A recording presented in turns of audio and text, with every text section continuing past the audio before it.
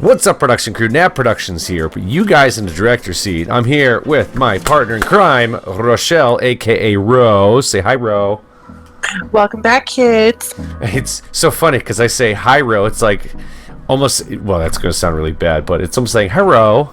Like, hi, Ro. Well, it's kind of like, what was the Jetsons' dog's name? It was like, roar. Oh, yes. Astro? Astro? Yeah. Oh, perfect. Yes. So hi, Ro. Okay, so here's what we're doing. We've talked about this. We want to branch off a little bit of the podcast, and we're going to give it a complete different name, eventually separating from Knab Productions. So we're getting rid of Knab Productions, and we are going to create something completely different, eventually do our own Facebook, Twitter, YouTube page, the whole 9 yards, to create our own brand, so to speak.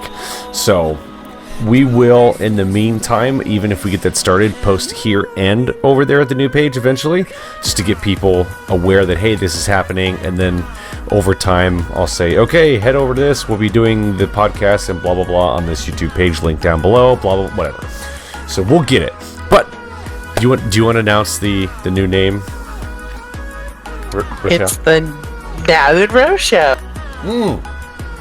The Knab and Ro Show. It's going to be fantastic. So they understand Knab. What's Ro? What is that? Well, it's the first 2 letters of my name, and it was a nickname that my work friends and family started a long time ago because there was a Michelle and a Rochelle that worked up in the reception area, and it just got really confusing. So they would just call me Ro. And it just kind of carried on from there. And they call her me? No, it was still Michelle. Come on, Ro and me. Yeah, or my. Could have been my. We're singing the song from Sound of Music. Oh, yeah. Do, re, mi, fa, sol, la, ti, do. Yes? Mm-hmm. Yes, I'm very fully aware of Sound of Music. Thank you.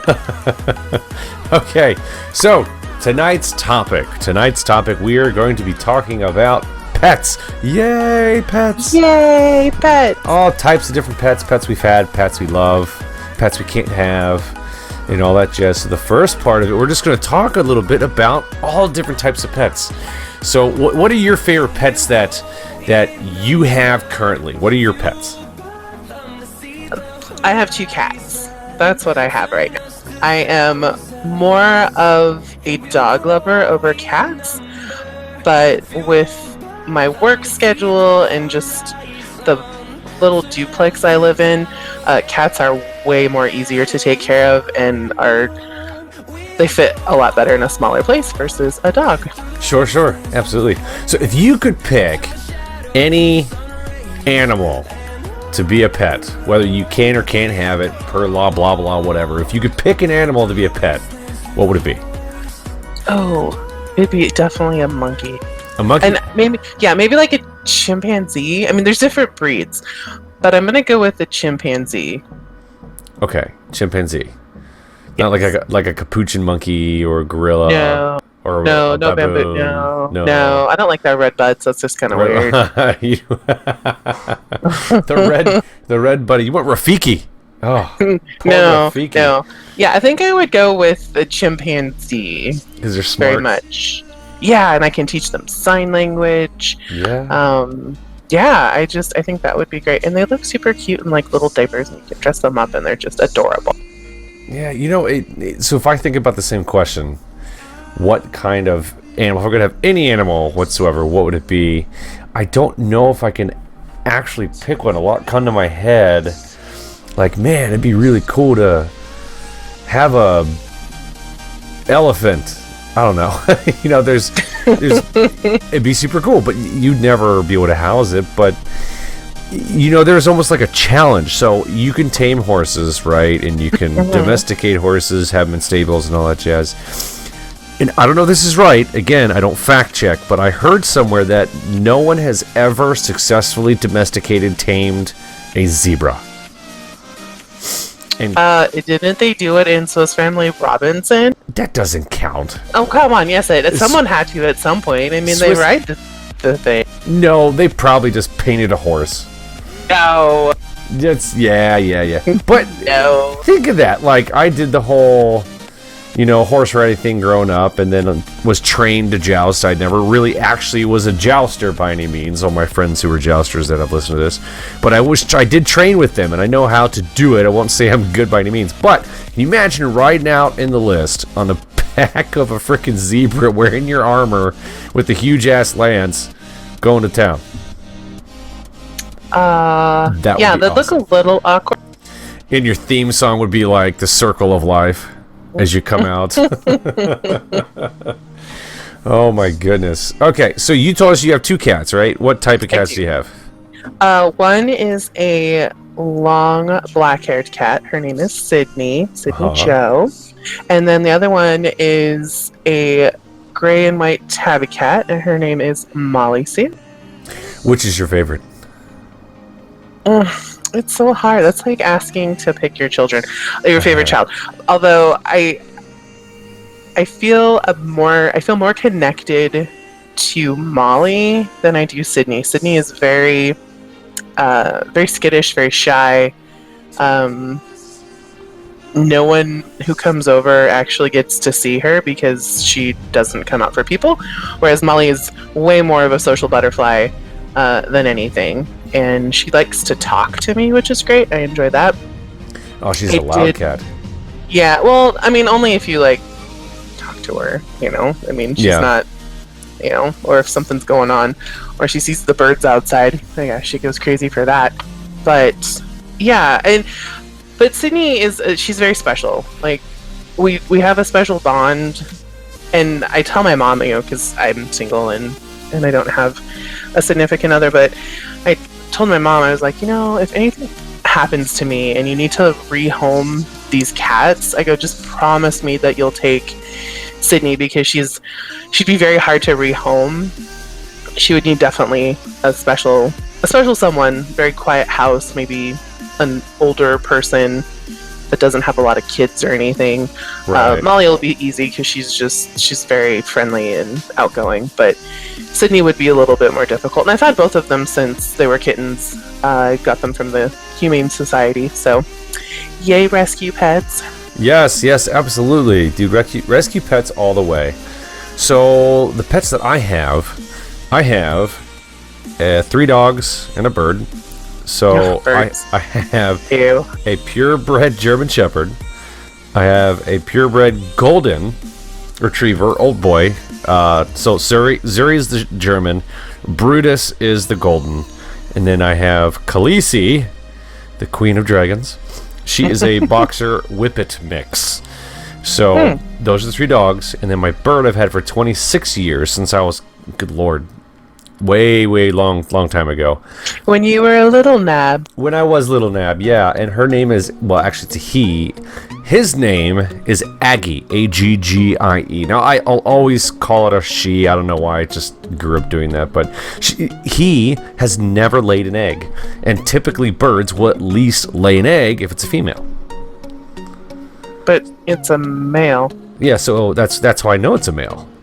Oh. Okay. Yeah, because it hasn't laid an egg. The way you said it, I was like, it's like you're expecting him to do it. I'm like, but no. It's a long day.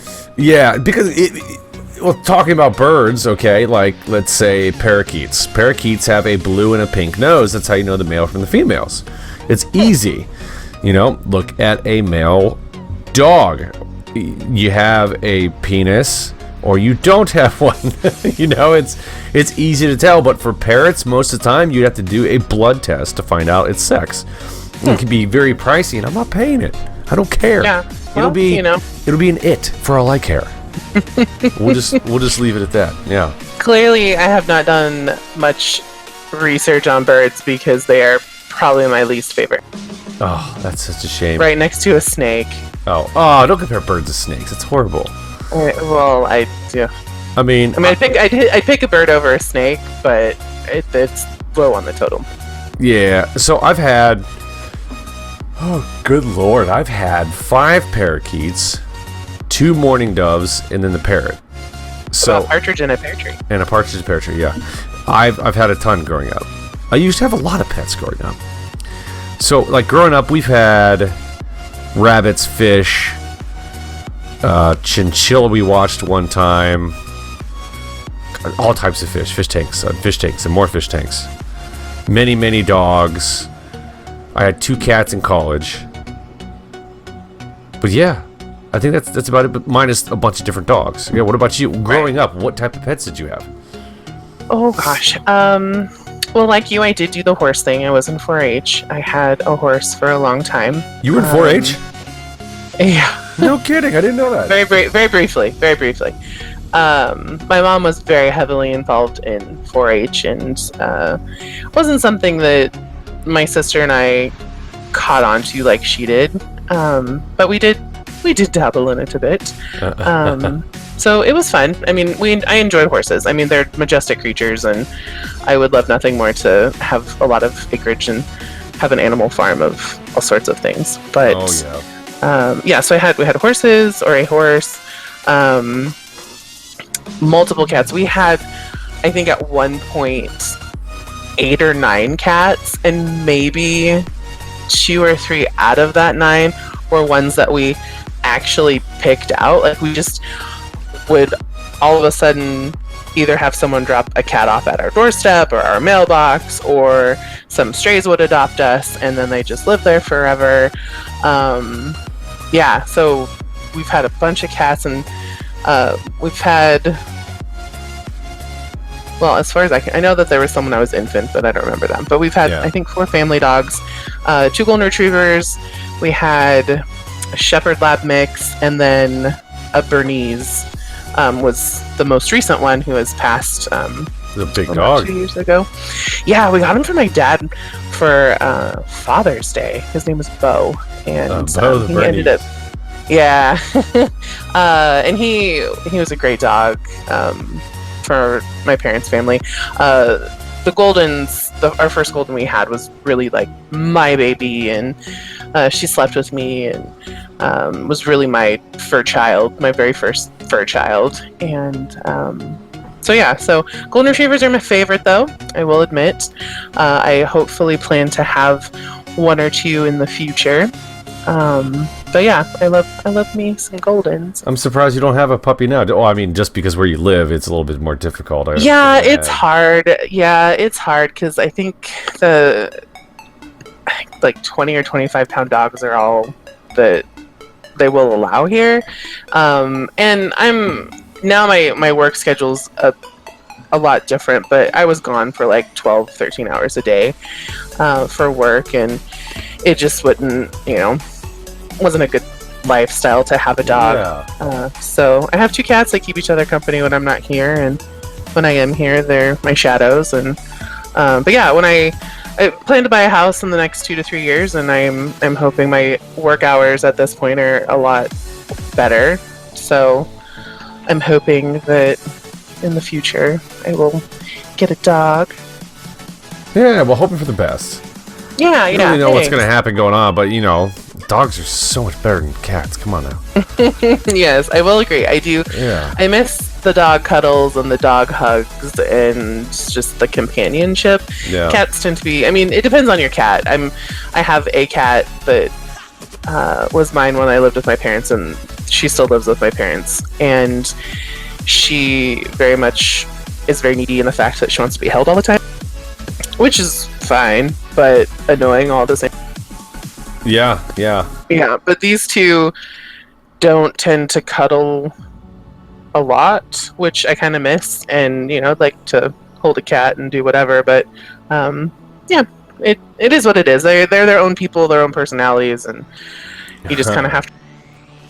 Their own people, their own personalities. We could talk about that for hours. My good God. Forever. Yeah. So actually, having said that, so we spoke a little bit about birds, right? What's cool birds? Let's finish birds, then we'll go to cats. But I just want to reiterate. I know you don't like birds, but so true. And it really depends on what type of birds you have. Like parakeets, that's a good starting bird.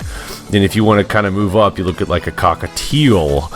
And then from there, you look at the bigger parrots, like a double yellow-headed Amazon, cockatoo, macaws, African gray parrots, stuff like that. Like mine's an African gray, so it's the best talker out there. It whistles. It knows the Ohio State fight song, the Andy Griffith theme song, the Hawaii 5-0, CSI or something like it. It knows a ton of different things. It can whistle. It can say hello. It can say come on, good night, come on dogs.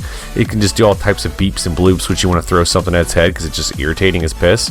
But it's fun. It can be good. Now, mind you, if I went back in the past, I would slap my little self in the head and say, don't you dare ask for that damn bird. Because birds are a lot of maintenance. The bird stand, the cage, the other bird stand. Well, they're just messy. I mean, they are. I mean, they just bolt and feathers get everywhere, and you could vacuum, and then 5 seconds later, it's just like all gross again. And all over the place. Literally for the bird. Yeah, and then you're feeding, fresh fruits and vegetables, so you have to be careful then, because before you know it, you're going to have... the apple squirt.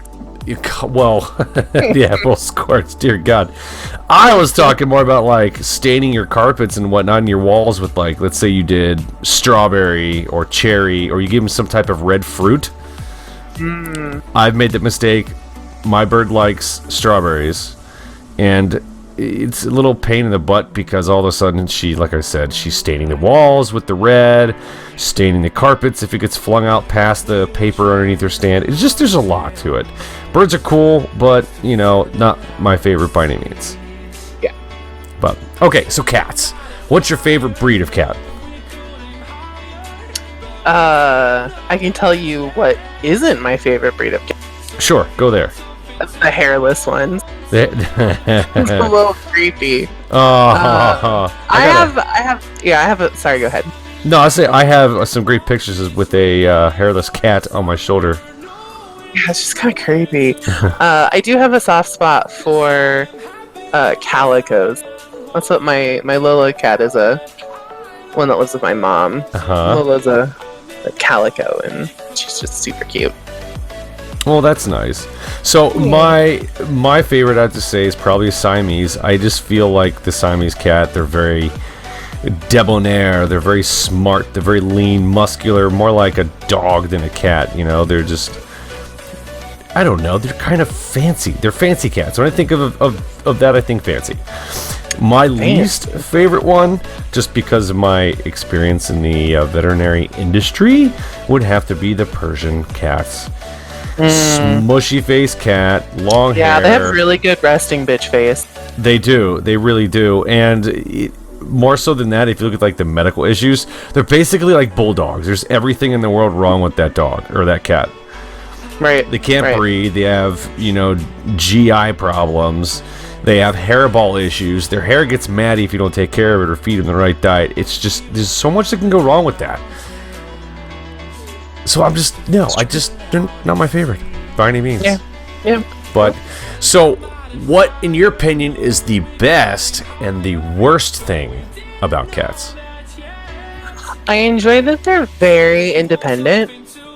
I don't have to, I have a litter box for them. If I go away for the weekend for like 2 or 3 nights, I don't have to worry about someone, or I don't have to worry about someone coming in and having to like walk them or feed them. I can lay out, big old bowls of food and water that'll get them through, and the litter box will be good for 2 or 3 days until I get back. So I definitely appreciate that. So I don't have to worry about finding someone and the stress of making sure that they're okay. The least thing I like about them is that they are so independent. Yeah, you can't really cuddle the cat. Well, there's some you can, but for the most part, they just want to be left the hell alone. Yeah, they definitely march to their own drum. And they, are very much, what's the saying, cats have people and people have dogs or something like that. I find very much truth into that saying. I don't know if I'm saying it right, but something to that effect. No, that sounds actually perfect. Exactly what you said it. Yeah. People have dogs and cats have people. Yeah, there you go. They will manipulate you into doing what they want you to do, and that is that. Yep, exactly. So those are my, and I wish they would clean up after themselves. That would be cool. I feel like that goes with any pet. I mean, my cats have lots of toys, and they tend to bring them out, and they like to share them with me. I have presents on my bed when I get home, or whatnot. But them using the litter box and litter getting everywhere. And are they hunters? Are they bringing like mice to your feet when they're outside? They're indoor cats only. Never outside. Yeah. Although I had thought about leash training Molly. I did have a cat before I adopted these two. Sophie. I leash trained her, and I would take her out. I have a backyard, and I would take her out in the yard and stuff. She loved the grass and the bark dust, but she hated the cement. It was the weirdest thing. She'd like freak out touching the cement, so I'd have to carry her to like the grass. But we would just sit out there, and she loved the grass and just kind of, moved around on a leash. I had a good length of a leash, and do you have a harness? That was the first. Yeah, it was a harness. Yeah, I got like a Chihuahua size harness, and used that. And it was the first time I've ever leash trained a cat. I had a friend growing up that had a leash trained cat, and I always thought that was like the coolest thing. And they definitely have to have a certain temperament in order to do that. And Sydney, definitely not. But Molly has the temperament to where I feel like I could have done it. But now that she's older, I think I kind of missed my opportunity.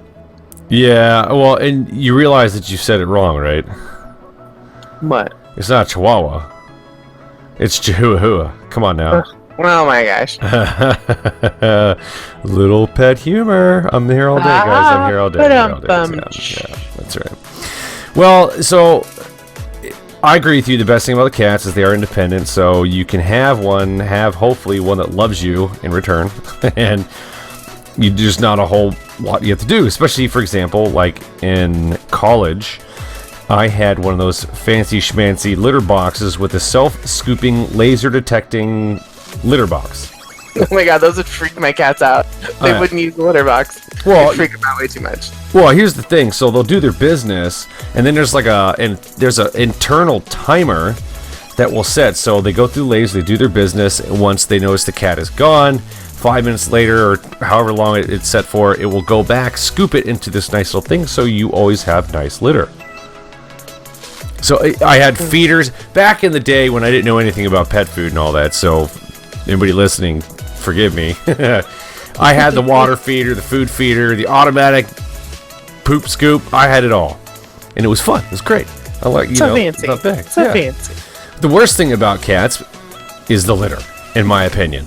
I hate the litter. I don't like smelling litter.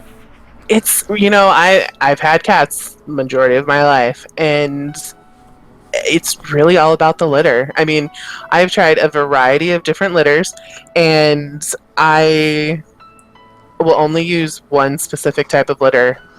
Oh? And that's the only... Oh, yeah. Scoop Away. Scoop Away, best litter. Don't try that Arm & Hammer BS, because that stuff's just nasty. But Scoop Away is actually really good. That and Fresh Step. Those are the only two. Scoop Away's number one. Fresh Step number two. Fresh Step tends to be more expensive, so that's why I kind of lean more towards Scoop Away. Uh-huh. But Scoop Away, I tell you what, and they've improved their formula too, because I've always been a Scoop Away person, because Costco's always sold them in 30, 40-pound bags of cat litter. But less dust, which is great because who wants to inhale that all that crap. But it definitely keeps the smell, and it's absorbent, which is amazing. Yeah. And just a disclaimer, everybody, we are not being sponsored or anything by any of these companies. This is all just opinions, blah, blah, blah. Legal. Just throwing it Agreed. in there. Yeah. So no sponsors. We're not doing anything. We're just talking about these. So personal opinion and preference. Exactly. Yeah, but no, I completely agree with you. I mean, they even have plastic beads as litter that are supposed to clump together. Yeah, or they have these, I don't know, they kind of look like, they remind me of alfalfa pellets from when I would feed the horses back in the day. And I know that my family has tried these, and I don't think it worked out because they're still using regular litter, and they spent a fortune on these pellets that were supposed to absorb, or something was supposed to drain to the bottom of the liquid's supposed to drain to the bottom of the pan. You sift, I'm just I'm gonna stick with my litter and hope for the best. Yeah, that seems a little complicated. Yeah, they're still using the litter, so it's well, good thing I didn't invest into that, because that would have been a complete waste of money. Yeah, no. Okay, so let's move on to my favorite category. Let's talk dogs. Dogs. Dogs. So my favorite breed is German Shepherds. Just because I have one, I fell in love with German Shepherds. I just love them. They look cool. It's a cool looking dog. It's like a real man's dog when I look at a German Shepherd. My least favorite breed. Oh, this is tough, but I almost, it's kind of a tie between a Chihuahua and a Chow.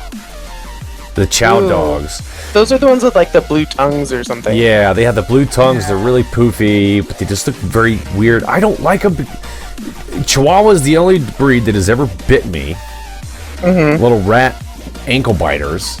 Yeah. And Chows are just, I don't care. Chow. It's a Chow. It's a Chow. That's it. Yeah, it's just a Chow. But yes, favorite breed, German Shepherd, hands down. What about you? Favorite and least favorite? Golden Retriever. Yes. Golden Retriever. I think I mentioned that earlier. I just love them because I feel like they're like a good family dog. I just remember growing up with the first Golden that we had, and my brother was 2 or 3, I think, and he would just lay on top of her like a pillow, and she would just sit there and she would endure it, and she's just a good sport about everything. And I love the color of the Goldens and their temperaments, and just all around. I mean, they're not a huge dog, but they're not a little dog. They're a good medium-sized dog, and they're just so pretty, and I don't know. They're my fave. I just love them. Yeah. And least favorite? Least favorite, I would probably have to go with a Chihuahua. I don't know. I just haven't been a fan.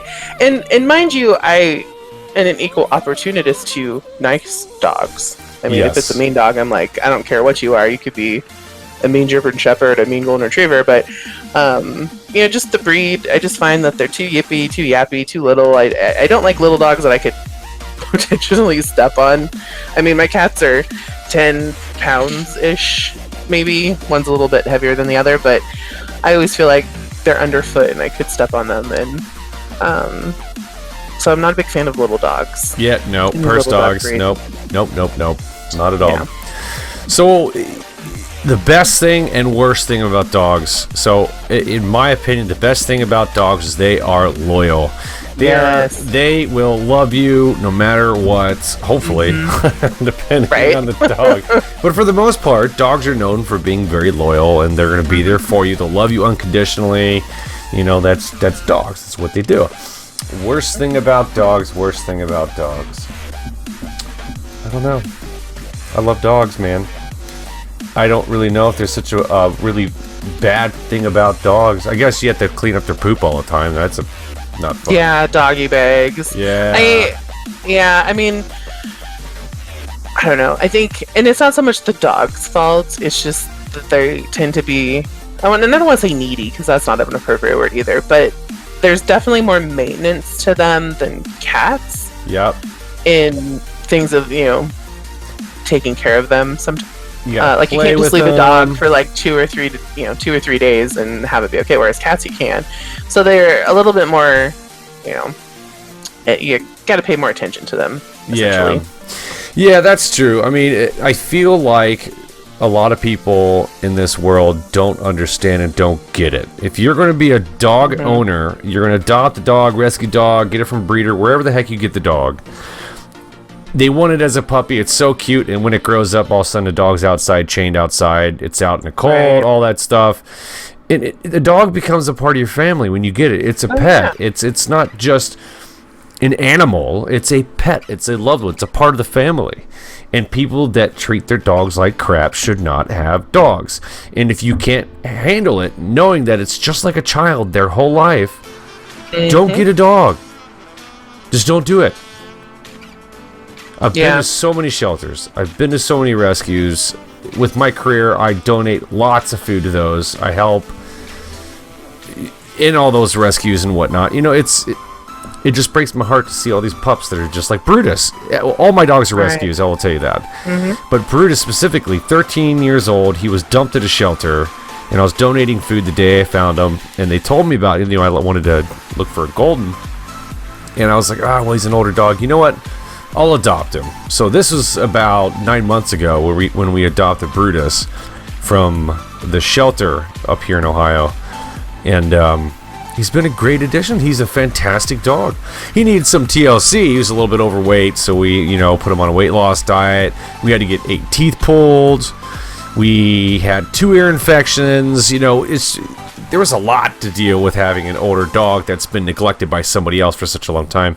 But right. He was just like, you love Goldens. Goldens are great dogs. He is a fantastic dog, and I love it. Absolutely. Yeah, absolutely. Yeah, and it's heartbreaking to see people just don't want to put in the time to train them or teach them manners because they're cute little puppies. They're like, oh yeah, but they don't teach them manners, to sit or not to bite or whatever, and they don't know any better, when they're 1 or 2 years old. I mean, everybody's gonna go through puppy stage when they're puppies, but as they get older, it's the environment and the training that you put into them that's gonna make them the dog that you want them to be. And I've seen a lot of people get to that point where, like, oh, they're just so uncontrollable and blah blah blah blah blah. Well, have you tried taking them to classes? Have you tried doing this? I mean, the older the dog, it's going to be harder to train them. Right. Starting as a puppy is the ideal spot, but you're training them and teaching them how to act, and just like a child. And you put that much effort into your own child to make sure they can feed themselves, or not. Some people do. Some. Okay. Fine. That's for another podcast talking about stupid people. We'll get there. Don't worry, everybody. But yeah, it's so sad because all these animals need is love and attention, and people forget about that, and that's how they end up in shelters or outside. And it's just the first golden retriever that we had. I remember the day we went and picked her up, and it was a husband and wife, and they had just moved here from California, and they had 4 or 5 little dogs in this little tiny hookup trailer, and Goldie was her name, was the golden retriever's name, and she was out. Her house was a box because there wasn't enough room for all of them. The wife would let her in when the husband was at work, but when the husband came home, there just wasn't enough room for a big dog and 5 or 6 little dogs and 2 people. Yeah. And so she was out in this cardboard box, and that's when they realized that it just wasn't they needed to find a new home for her. Yeah. And luckily we were able to find her and snatch her up, and the rest is history. That's good. Yeah. So, I mean, I understand shelters and getting rid of your dog in extreme circumstances, like let's say you have to move your company, you have a job, you can't have a dog where you're going, something like that happens. Mm-hmm. You've tried. It's not like you're trying to neglect the dog, but but my opinion is you can find a way. You wouldn't just give up your kid because you can't have 2 kids in a small apartment. You would find a way to make it work. But I want to finish the podcast on one other thought. How awesome is it that it is now considered a federal offense for having dog neglect, abuse, mistreatment, and all of that? Amazing. I think that's fantastic.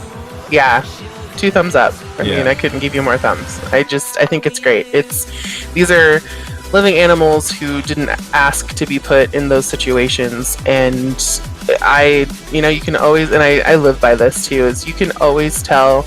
I learn more from seeing someone interact with children and pets, whether it be dogs or cats or whatever. I learn more from that about a person than I do talking to them for the first 5 minutes. I mean, the way you treat people, animals, and children is what I base a lot of things on. Oh yeah. If you don't hit certain marks, you're gone. Well, no friend for you. Yeah. My goodness gracious. Yeah, I mean, it's that whole body language thing, people. Focus, or Ro will not be your friend, period. Exactly. That's just how it's going to go. All right, ladies and gentle peeps, it is about more than 30 minutes into this. We're going to call this podcast a night. And just want to thank you guys all for coming out. If you've liked this podcast, go ahead and jack that like button right in the nose. Don't forget to tell your friends and family about the Knab and Row Show. And we will talk to you all in the next podcast. Goodbye, everybody. Good night. We live.